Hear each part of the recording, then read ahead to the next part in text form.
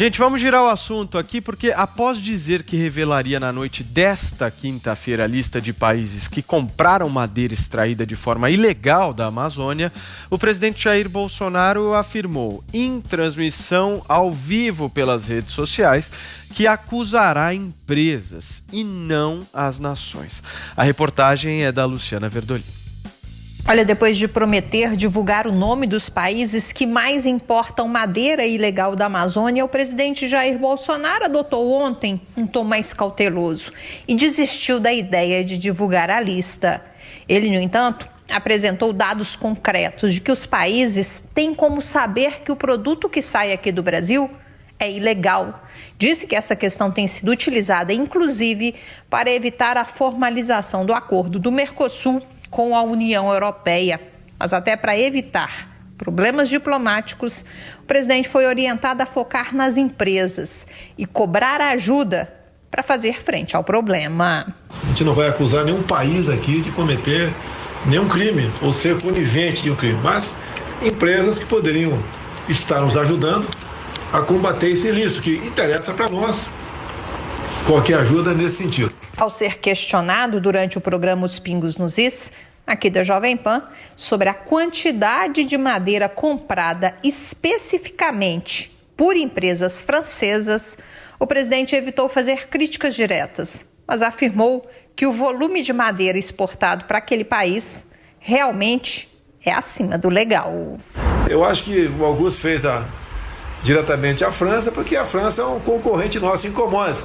O grande problema nosso, Augusto, você sabe disso, para a gente avançar no acordo da União Europeia com o Mercosul é exatamente na França. Nós estamos fazendo o possível, mas a França, em defesa própria, né, ela nos atrapalha tocante isso aí. O presidente voltou a reclamar de que as críticas são feitas ao Brasil por conta do desmatamento da Amazônia. E elas têm como objetivo, na verdade, reduzir a abrangência do agronegócio brasileiro. O ministro da Justiça, André Mendonça, explica que os países, na prática, estão fechando os olhos para a madeira que tem entrado ilegalmente em seus territórios. Até por conta disso, cobrou uma reação internacional e justificou que o Brasil tem feito o dever de casa.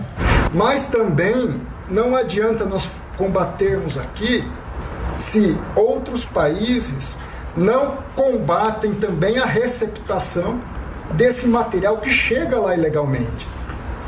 Tem que ser um esforço coletivo, onde nós precisamos parar de apontar para o outro e fazer o nosso dever de casa em primeiro lugar.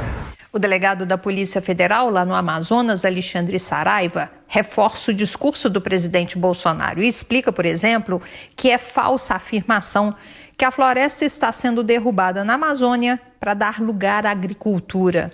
Segundo ele, os europeus têm acesso a imagens de satélite que confirmariam que os desmatadores alegam ser agricultores apenas para esquentar a madeira. Tudo que uma organização criminosa mais quer é a aparência de licitude para o que é ilícito.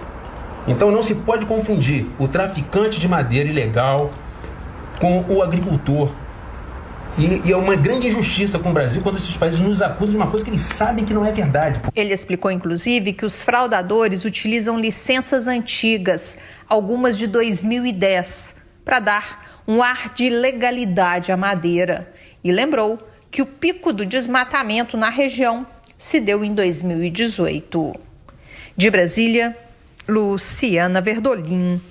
Muito bem, vamos conversar sobre essa questão aí do meio ambiente envolvendo comércio de madeira ilegal aqui no Brasil, em outros países, enfim. Conrado, eu queria começar por você. Você acha que por trás, né, atrás aí das cortinas dessa história toda do meio ambiente e tal, Amazônia, está o agronegócio? Eu vou só fazer um comentário antes aqui, tá, Paulo?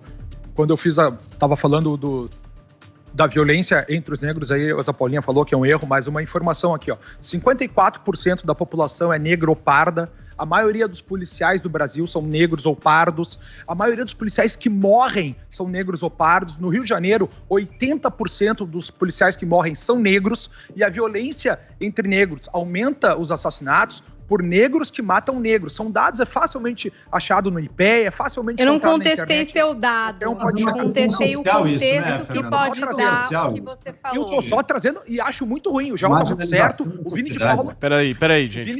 Termina, Conrado. Eu ouço a Paulinho e o João. Vai lá. Tá, não. Vou só encerrar. O Vini de Paula falou muito bem que é isso e foi o que eu falei na minha fala, né? Que é isso que a gente tem que lutar, entendeu? Diminuir. Por que tem essa discrepância da violência entre negros, independente, né, da realidade em si, e por que é menor entre brancos? É isso que a gente tem que lutar no Brasil para nós vivermos numa sociedade mais equilibrada, que é o que todos nós buscamos, aí sem dúvida alguma. E por isso a importância também do Dia da Consciência Negra. Perfeito. Deixa eu ouvir então a Paulinha que pediu, depois o Joel. Vai lá, Paula. Eu não refutei o seu dado. O que eu refutei é o que ele pode dar a entender. Eu acho que é bastante perigoso. Ué, a realidade é essa exatamente por causa do racismo. Exatamente por causa dessa divisão social que a gente vive. Negros. Eu concordo contigo. Nisso eu concordo como contigo, agora estão interpretando aqui a minha fala, eu dizer que não existem negros que são assassinos, não existem negros que cometem crimes. É claro que existem. O que eu estava querendo dizer é o que pode soar do que você falou.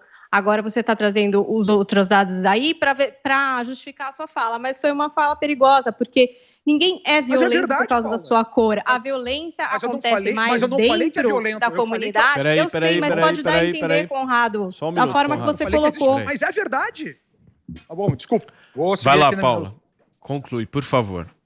Eu já concluí. Dá a entender uma coisa muito perniciosa, muito perigosa, que é dar a entender que a comunidade negra é uma comunidade perigosa. E eu acho que não é isso. Eu acho que a questão da criminalidade, ela não vem da cor. Ela acontece entre os negros pelas outras questões. É ao contrário o caminho.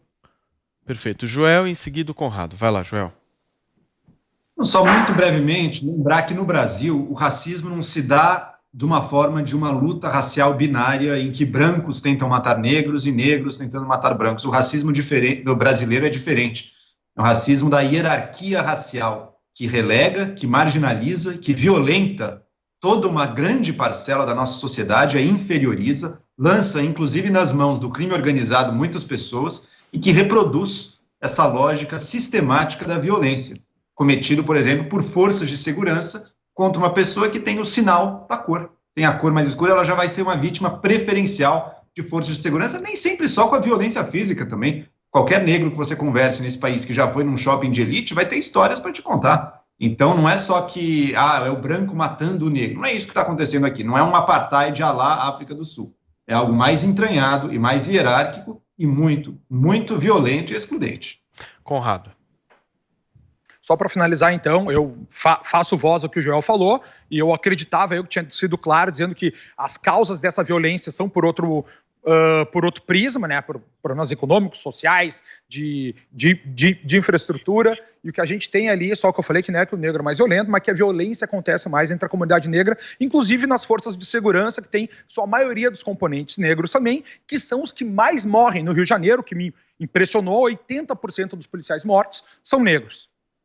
Perfeito. Agora vamos voltar à nossa pauta, certo? Nós estamos falando aqui de Amazônia, de comércio ilegal de madeira, e aí eu te fiz uma pergunta, Conrado, se você acha que por trás de toda essa movimentação, até inclusive por parte da França e de outros países, está o interesse do agronegócio. Duas coisas, né, cara? Essa grande defesa dos países europeus, escandinavos, contra o Brasil, Canadá também, é porque eles são os maiores produtores de madeira. Canadá é o maior produtor de madeira, a Suécia é o segundo, a Alemanha é o terceiro, o Chile é o quarto, o Brasil é o quinto. Então o Brasil está bem atrás de países europeus aí na produção e comercialização de madeira. Aqui no Brasil, cara, é muito fácil a gente ter um controle que eles... se chama dentro do agrobusiness, né? O boi guardião, por exemplo. Os bois, como a gente sabe, para a produção, eles têm que ser chipados, né, nas suas orelhas. Então eles sabem, eles têm o controle, o tracking do GPS para saber onde é que eles andam.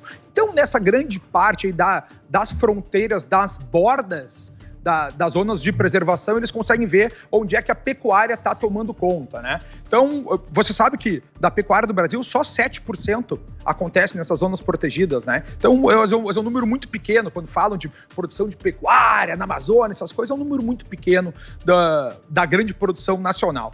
Agora, eu acredito também que o presidente foi feliz quando ele fala que tem que responsabilizar empresas, porque uma grande coisa que a gente tem que fazer é personalizar quem são os culpados, né? Saber quem é que cometeu esse crime, quem é que está enfatizando a compra de madeira ilegal. Como eu acho que deve ser feito também essa pesquisa e investigação para saber realmente se aqueles que são ditos agricultores, se eles são agricultores ou se são só contrabandistas de madeira. É isso que a segurança e a pesquisa tem que fazer. 30 segundos, Joel.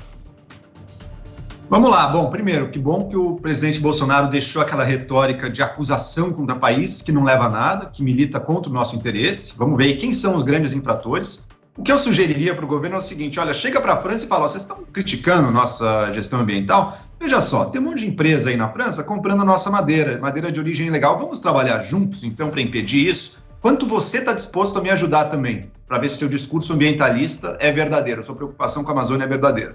Agora, a única coisa que eu tenho que notar é que o maior facilitador e incentivador da exportação de madeira ilegal no Brasil, infelizmente, é o próprio governo Bolsonaro. O IBAMA, no início do ano, na verdade a chefia do IBAMA, o Eduardo Bin, nomeado pelo Ricardo Salles, não um funcionário do IBAMA de carreira, alguém que chegou ali a mando do Salles, facilitou as normas de exportação de madeira a pedido dos madeireiros. Graças à chefia do IBAMA, do Ricardo Salles, agora os madeireiros precisam só de um documento que eles próprios geram, certificando ali a origem da madeira. Okay, é isso, Joel, que estimula o tráfico internacional de madeira. Você tem problema com isso, governo? Então acaba com essa sem-vergonhice que o presidente do IBAMA fez. Perfeito.